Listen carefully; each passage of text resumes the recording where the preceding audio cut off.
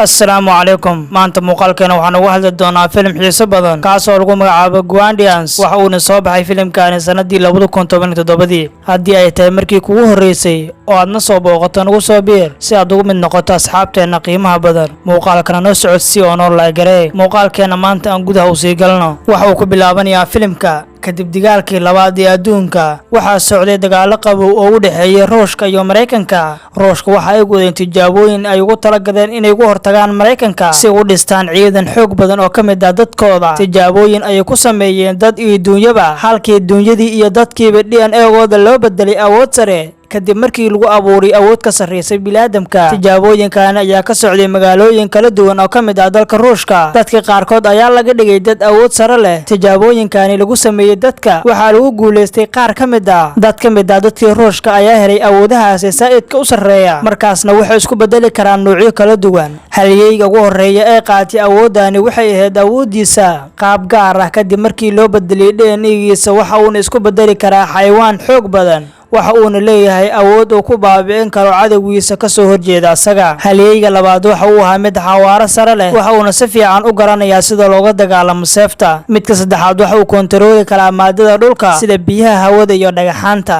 midda afraad waxa ay ahayd gabar taas oo lagu magacaabo Shania waxayna iska dhigi kartaa qof aan la arki karin waxay kaloo kordhin kartaa ama hoos u dhigi kartaa heerkulka jirkeeda waxayna sidoo kale jirkeeda u bedeli kartaa biyo waqti kasta dhammaan afartaani waxay ahaayeen kuwa ugu caansan tijaabooyinka la tijaabadaasna waxay u magac dareen superhumans professorkani ayaa ahaa qofka hogaamiya mashruucan oo dhan superhumanska waxay ahaayeen tijaabooyinkii uu sameeyay Ruushka hadda saynisyahan la yiraahdo Augusto ayaa lagu arkay sheybaarka America tijaabooyinkii faraha badan uu sameeyay waa uu ku fashilmay natiijo ahaan mas'uuliyiinta Mareykanka way ka mamnuuceen sameynta tijaabooyinkiisa Augusto waxa uu ka maseeriyaa markii uu ogaaday tijaabadii Ruushka ay sameeyeen waliba midaasi oo ay ku guuleysteen ninkan waa ninka ugu horeeya ee ka soo horjeeda filimka waana nin Mareykan ah inkastoo filimkani uu yahay mid u dhaxeeya laba dawladood kuwaasi oo isku adeegsanaya awoodahooda kala duwan waxa uu soo aaday Augusto meeshii ay ka yimaadeen maamulka Sovieti yacni Ruushka markii uu halkaas yimaado waxa uu sameeyay tijaabooyinkiisa sirta ahaa iyo tijaabooyin kale oo sharci darro ah isagoo hami sare leh ayaa waxa uu bilaabay inuu tijaabadaasi ku tijaabiyo isla asaga naftirkiisa militariga waxay ogaadeen in Augusto uu sameeyo tijaabooyin sharci darro ah waxayna soo aadeen xaggiisa waxayna soo weerareen Augusto laakiin sheybaarkii uu ku sameeyay howlaha sharci darrada ayaa waxa uu xiray bam askartii markii ay halkaas tageen waxa ku qarxay bamkii xitaa ninkani wuxuu hore ogaa in ciidankii ay soo weerari doonaan waxa uu isiga tagay meeshaas waxa uu u ekaa xayawaan markii uu sameeyay tijaabadaasi waxa uu isku bedelay cybernetic organism waxa uu ugu talagalay inuu maamulo mashiinada uu sameeyay asaga waxa uu dhalin karaa koronto kaliya ma aha inuu halkaan fowdo ka abuuray laakiin sidoo kale waxa uu burburiyay sheybaar kasta kuwaasi oo ay joogaan dadka abuuri kara tijaabo kale cusub waxa uu ahaa mid qalalaaso ku wada abuura adduunka oo dhan hadda asxaabtii superheroes ma leheen way aragnimo ay kula dagaalamaan ninkani sababtoo ah waxay ahaayeen geesiyaal awood sare leh kuwaasi oo ku cusub dunida dhanka kale ciidamada ayaa waxay isku dayeen inay taangiyo ku weeraraan robadiisa Augusto waxayna kala kulmeen khasaare aad u daran markii la burburiyay dhammaan taangiyadoodii natiijo ahaan saraakiil iyo askar badan ayaa waxay la kulmeen khasaaro aad u daran waxa kaloo jira in Augusto aysan wax khasaare ka soo gaarin meeshaas intaas kadib wasaaradda gaashaandhigga ayaa qabatay shir waxaana lagu go'aamiyay shirkaas dhexdiisa in asxaabtii superhumans la soo kiciyo si ay u hortagaan ninkan dunida qarribay haddana laga shaqeeyo sidii loo soo raadin lahaa asxaabtaasi haddii la soo celiyo asxaabtaasi waxaa laga yaabaa inay la dagaalamaan Augusto oo ay taageeraan dawladda taliyaha howlgalkaani waxay ahayd naagtani lagu magacaabo Major Elena waxayna amar ku bixisay in kooxdeeda ay bilaabaan dadaaladii lagu raadin lahaa asxaabtii superhumans waxayna la kulantay halyeyii koowaad kaas oo awood u lahaa inuu kontaroolo dhagaxaanta waxa uu rabay ninkaani inuu marar badan ka hortago ninkii Augusto ahaa waxa uu ogaanaya in Augusto uu ka soo horjeedo askarta waxayna u tahay Janice waxa uu go'aansaday inuu ku biiro la dagaalanka lala dagaalami doono Augusto halyeyga labaad waxa uu ahaa ninka xawaaraha sare leh waxaana laga helay wadan kale waxa uu ogolaaday inuu taageero dawladda halyeygii saddexaad asagana waxa laga helay keynta mid ugu dambeysay waxay ahayd Shania laakiin dhamaantooda waxay ogolaadeen inay qabtaan howlgalkaani waxayna dhamaantooda u diyaar garoobeen howlgalkan cusub waxayna qorsheynayaan marka koowaad inay burburiyaan sheybaarkii Augusto waxayna aadeen sheybaarkii Augusto si uu soo burburiyaan laakiin meeshaas waxa ku sugnaa ciidan fara badan waxayna ahayd meel uu amaankeeda sugan yahay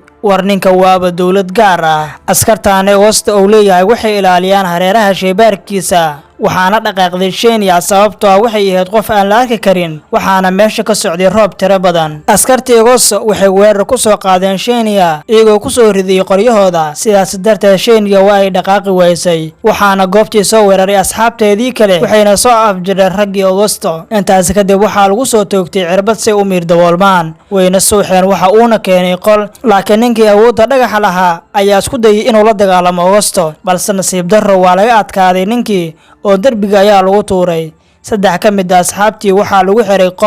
qolkaasna waxaa ku wareegsan maansoomana ka bixi karaan waxa uuna ku leeyahay ku soo biiro kooxdeeda si aan u noqono jabhad gaar ah laakiin ayaga ma ogola oo waa ay ka diideen inay fuliyaan codsigiisa. markaan Agosto waa uu xanaaqaya wax uuna ugu tagayaa goobtii ay ku xirnaayeen hadda waxa uu si xun u garaacaya halyeeyii afraad waxa uuna u dhaawacayaa si aanan caadi ahayn. Agosto waxa uu hore u sii wataa howshiisa waxa uuna banaanka u soo saarayaa taangiyadiisa iyo gaadiidka dagaalka waxa uuna rabaa inuu weeraro Ruushka dhammaan hubkii wax uu ku soo wajahayaa magaalada waxa uuna rabaa inuu magaalada dhammaanteeda burburiyo. ninkan hubkiisa tiro badnaa sida dareemaysa waa dawlad gaar ah kadibna waxa uu xididada ka siibiyaa 2 taawar oo waaweyn oo helikabtaradiisa xitaa waxay qayb ka yihiin dagaalka. ujeedadiisu waxay ahayd inuu adduunyadan ku maamulo ishaarooyinka isagoo u marayo satellite-ka haddii ay sidaas u suurto gasho waxa uu xakameyn doonaa dhammaan tiknoolajiyada iyo dayax gacmeedyada adduunka markaasna waxaa hoos imaan doona qalabyada ugu sarreeya caalamka sida gantaalada helikobtarada iyo diyaaradaha ayaa hoos imaan doona waxa uuna ku maamuli doonaa gacantiisa waxa uuna qabsan doonaa adduunka oo idil markaasna dooni kasta waxa uu weerari karaa si sahlan. sidoo kalena Major Elena ayaa halkaasi weeraraysa waxayna meeshii ka soo saaraysaa halyeeyadii awoodda sare lahaa waxayna ka soo kaxaynaysaa meeshii iyagoo ammaan ah waxayna la tahay naagtaani inay u baahan yihiin awood cusub iyo tababar in la siiyo ayaga markaasi ay isleedahay sidee bay u tababaran karaan. kadib waxay ogaanaysaa inuu jiro saaxiibkii hore ee Agosto kaasoo kala shaqayn jiray shaybaarkiisa shaqada waxa uuna ahaa nin oday ah wax uuna ka caawin karaa odaygaana sidii ay ugu hortagi lahaayeen Agosto. Major Elena waxay ku tiri odaygii waxaa jirta awood la mid ah Agosto waa inaan hubinaa isaga si aan u ogaano awoodiisa intay leeg tahay markaasna waxaa laga yaabaa inaan weerarno asaga. waa kana Agosto wax uuna wali wataa howshiisa waxa uuna isku dayaa inuu taawarada magaalada iyaga dhan u rarto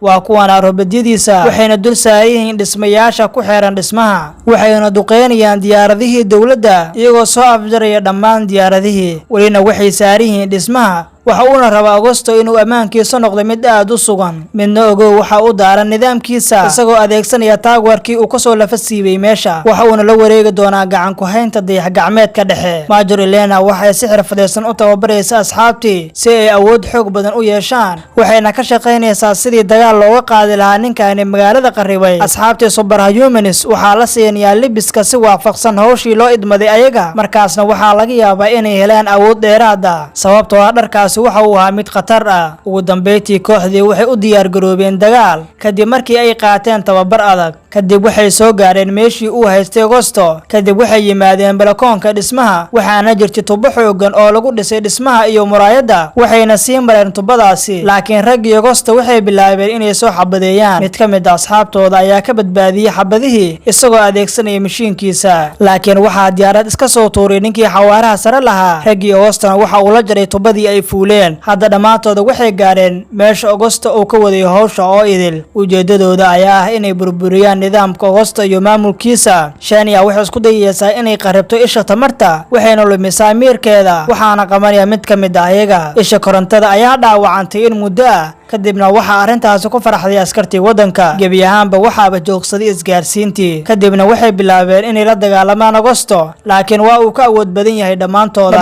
waa uu garaacay wax uuna ku dhawaaday inuu dilo dhammaantooda. dabadeedna ninkii lahaa awoodda xawaaraha sare leh ayaa dhammaan asxaabtii xiro ku xiray isagoo diyaarad korkooda socotay ku xiray dhammaantooda waxay galeen hawada sare. Agosto waxa uu isku dayayaa inuu qarxiyo diyaaradda laakiin waxaa xiraga jaray isla ninkii xawaaraha sare lahaa waxayna ku dhiceen biyo hoostooda afartoodiiba. waa kuwaana waxay u soo baxeen banaanka waxaana u timid Major Elena waxayna u sheegtay inay macluumaad ka heshay saaxiibkii hore ee Agosto. odaygaasi waxa uu sheegay DNA-ga dhammaan 4 Superhumans marka laga reebo Agosto haddii ay isku tagaan oo ay midoobaan waxa ay yeelan karaan awood aad u sarreysa oo aan ka sarreysa midda Augusto. Hadda waa inaad mideysaan dhammaan awoodihiina. Awoodahooda ayaa qarxi doonta markii ay ku gudubto xuduudeeda, waxayna ku fidi doontaa adduunka oo idil. Sidoo kale Augusto oo ay weheliso isha awoodiis ayaa la cirib tiri doonaa. Hadda dhammaantooda waxay bilaabeen inay mideeyaan awoodooda oo ay soo saaraan awoodahooda midda ugu weyn iyagoo isticmaalaya awoodahooda. Waxaana halkaasi ka bilaabmaya mowjad tamareed taasoo ahayd mowjada awoodooda. Awoodooda buuxda waxay ku faaftay adduunka oo dhan kadib markii ay qaraxday. Augusto iyo mashruucii oo watayna waxay noqdeen bartilmaamoodkooda ugu horeeya. Augusto waxa uu ka dhacay dabaqii isagoo halkaasi ku dhintay. Hadda waa kuwaana awoodii ruushka ee superhumans waxayna noqdeen kuwa miir daboolan iyagoo halkaasi ku soo afjaray ninkii Augusto ahaa. Adduunkana wuxuu noqday mid nabad